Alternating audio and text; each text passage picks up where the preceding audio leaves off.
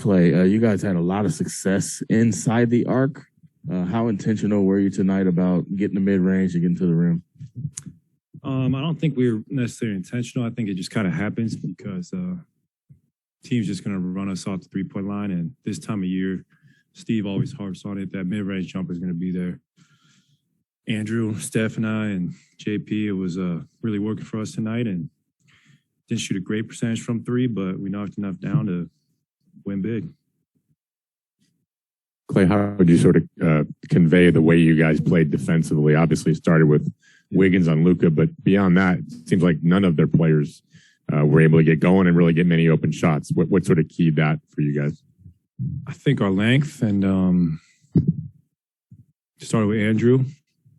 He was moving them puppies tonight. And then, I still take pride in my defense no matter what people say. If I lost it or not, I still think I'm a very good defender.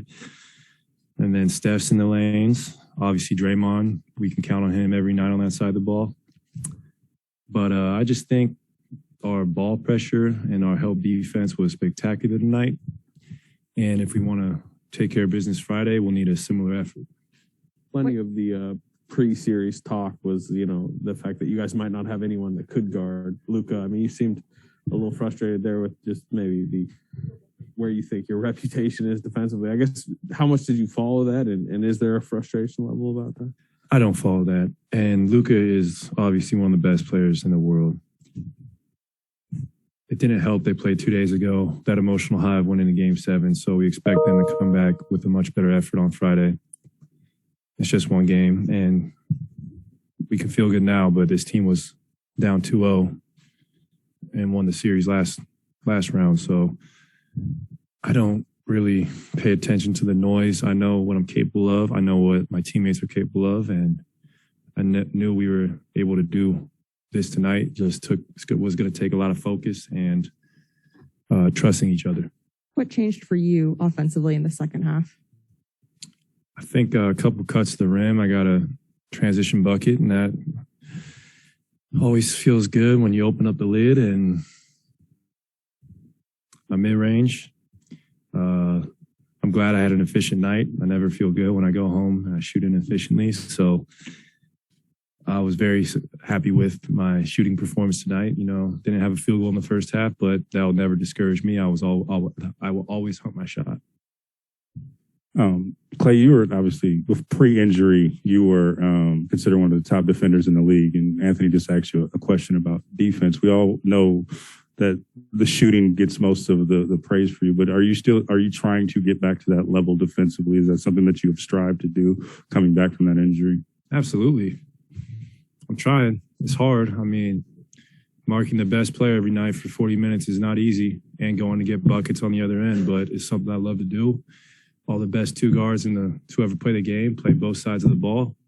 Whether it was Mike, Kobe, D. Wade, guys I really idolized as a kid, they all competed on that side. So I just try to follow the same mold.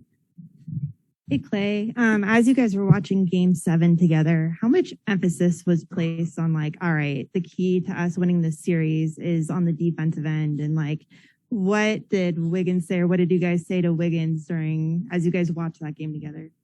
I don't think we said anything to Andrew. I think we just expect him to play hard every night, and he doesn't seem to get tired. Luka got some good looks tonight, but I thought he did a great job on him. And recording in progress. Thanks, Siri. Great ones always bounce back, so we expect him to have a better effort on Friday, as well as their whole team. But we are going to still stay hungry and expect to play similar ball on Friday. That's our identity, is being able to stop teams and push the pace. You alluded to what I was going to ask you next, which is what makes Andrew a special two-way player when he's being assertive and aggressive like he was on offense, while also going up against a talent like Luka? That's why he was the number one pick. You can't teach that athleticism. You can't teach that length. You can't teach his timing. He is I'm just happy the world's getting to see who he really is, and that's an incredible wing player, and he will be like this for the next 10 years. Just a follow-up to that one. It feels like every stage that Wiggins has been on, and he's kind of like upped his game. Have you noticed that? And what do you think it is that he's been able to like, reach another notch? I think him being here, he's allowed to be himself. Luckily for all of us, we don't have to shoulder the load anything crazy because we have so many great talented players. It could be somebody's night and the ball will find them.